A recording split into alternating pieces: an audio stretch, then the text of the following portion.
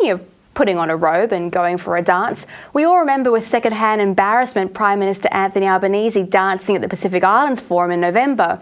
We've put that on the screen for you so you can grimace again.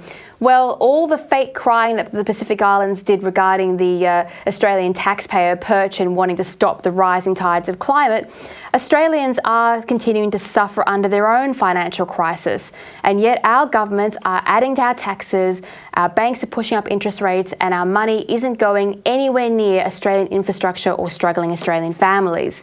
No, our money is going to help the Albanese's pledge for $2 billion in support of business engagement in Southeast Asia.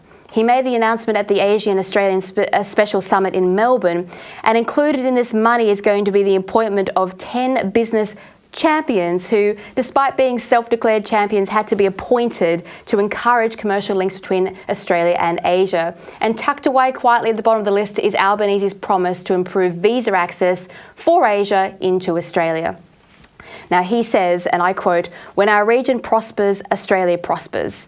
No, Mr. Prime Minister, when your government keeps giving away billions and billions and billions of our dollars to other nations and private businesses, it is the average Australian who suffers. And so I ask, instead of $2 billion for Southeast Asia, what the heck happened to your election promise to lower household energy prices by $275 a year? Well, if you try and find that page on the government website, you're greeted with an error. That page no longer exists. The promise no longer exists.